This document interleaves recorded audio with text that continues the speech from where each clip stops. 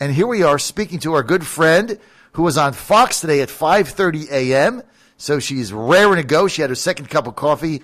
Liz Peek. Hey, Liz, great to have you. Good morning. I'm on my third cup of coffee. Liz, you're rolling. You're rolling. As soon as I emailed you and I said 6:30, I expected to get like some nasty feedback, and you're like, sure, 6:30 sounds like a plan. There you go. Well, you got to get up early to fight off this Democratic attack on our president, right? What on earth, Liz, is going on? Well, look, I mean, I think it's actually very dispiriting. Since the moment that President Trump was elected, he has encountered nothing but resistance and vitriol and efforts to undermine him, downplay his various successes, etc., and it basically goes on today. I mean, no greater spokesman for that than, of course, Hillary Clinton, who continues to be out there with not a grain of sort of self-awareness, talking about how terrible it is to use the power of your office for personal gain. I mean, I don't know how someone like that can have such a sort of bald-faced, lying presence on national media day after day and not just sort of go home and drink herself to death. I really don't get it. It's amazing to me.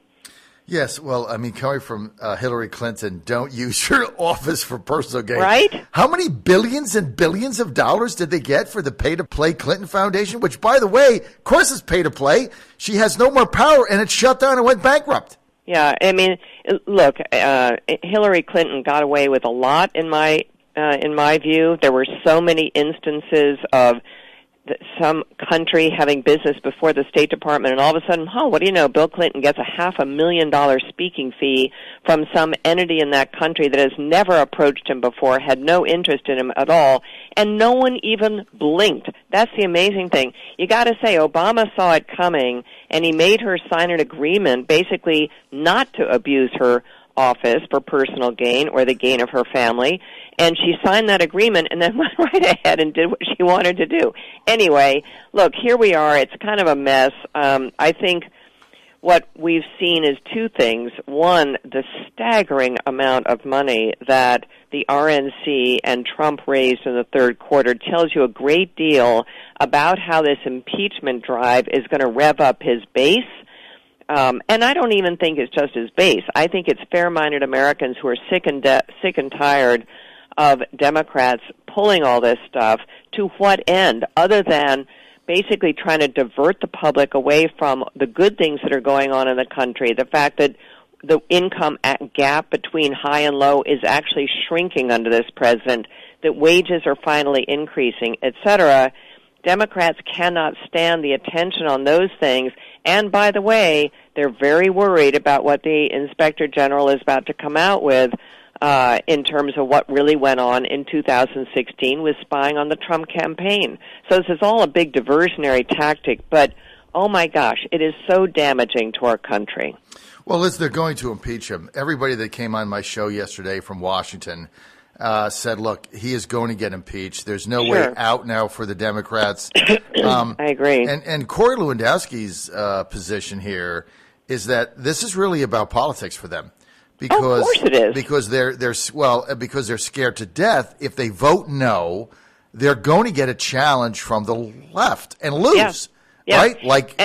Right? I totally agree with you, and I think that's why Pelosi finally caved.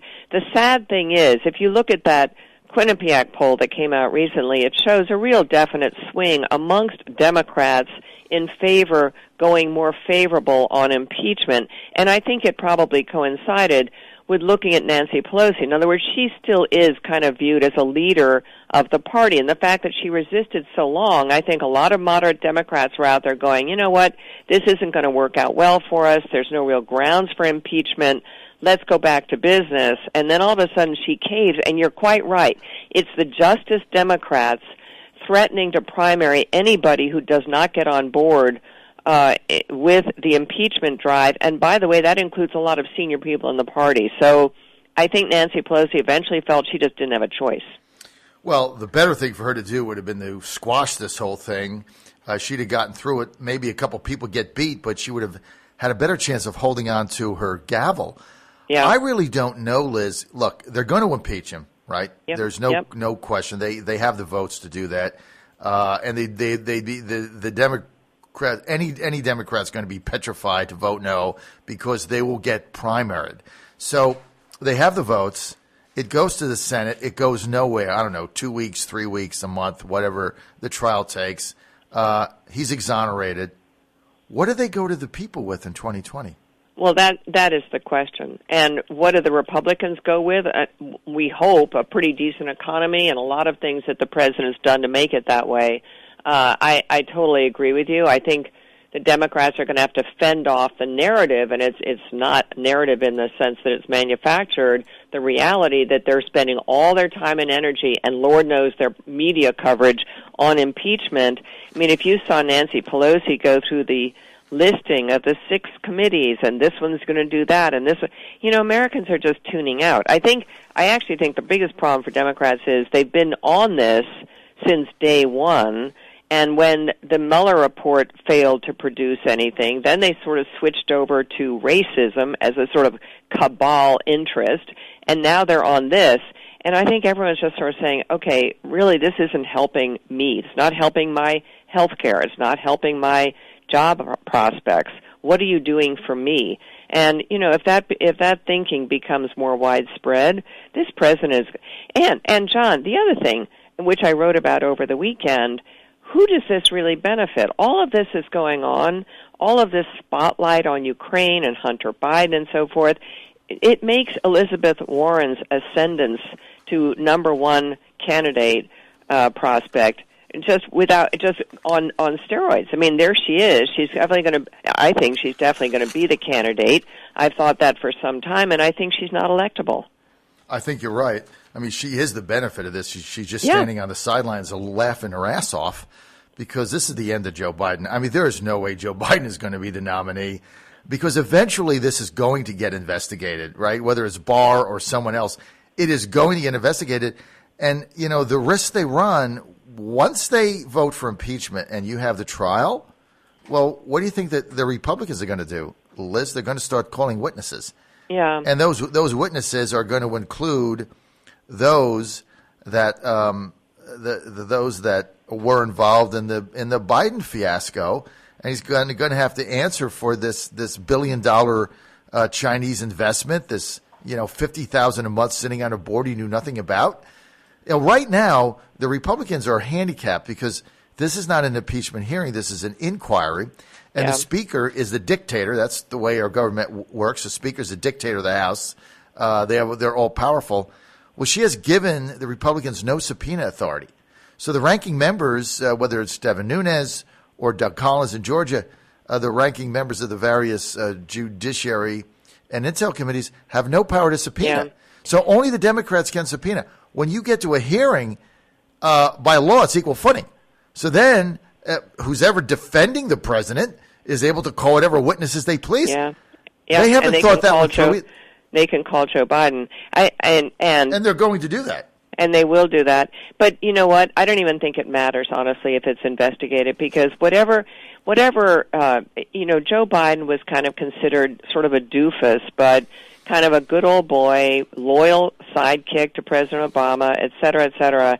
And now there's this whiff of scandal and corruption kind of hanging over him. And the more he says he never talked to his son about his business dealings, when that is contradicted by a quote in the New Yorker magazine from Hunter Biden saying he did talk to his father, people know that he now is corrupt. And I think that's all it takes. That's all it takes to basically accelerate his downward slide in the primaries, because it was already underway, I think. I don't think he was going to be the candidate anyway, and now it's almost a certainty. Hey, great to have you back on the John Fredericks Radio Network. Liz Peek with us. You can follow her at Liz Peek, best Twitter ever, at Liz Peek, Peeke. You can also read her on Fox News and often on The Hill, at Liz Peek. At Liz Peek. Don't forget, follow her on Twitter. Liz, the president's saying that this is a coup attempt. Reaction? Well, what is a coup? It's an attempt to throw over a duly elected president or government, and, I think that's pretty inflammatory language. I wouldn't use it if I were he, but he uses a lot of language I probably wouldn't use. The truth is, it is a coup in the sense that the Democrats are trying to get rid of a president who was elected by the people fair and square, and from day one they've been trying to get rid of him. And my gosh, you and I should go back and look at all the articles that were written about how, beginning with, he didn't really want to be president, he really wasn't running a serious campaign, he won't be in office for 4 years, he certainly won't run for re-election. I mean, they've basically been sort of putting their heads in the ground and saying this didn't happen, and my gosh, we got to make sure it never happens again from day one. It's the most crazy thing.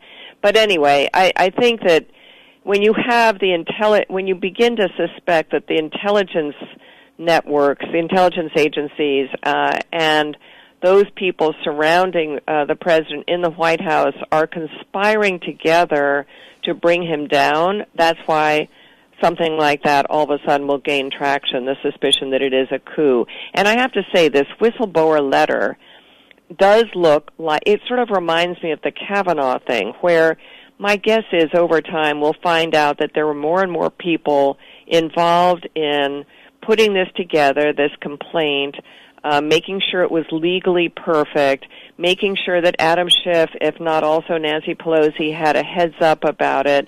Perhaps their offices actually coordinated it. It all just looks too neat and too perfect.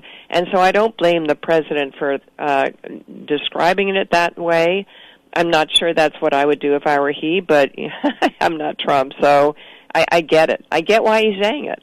And also, Liz, not was this thing so perfectly packaged and coordinated, but like Kavanaugh and like the other things that we've seen, it was intricately coordinated with the lying fake news media, right?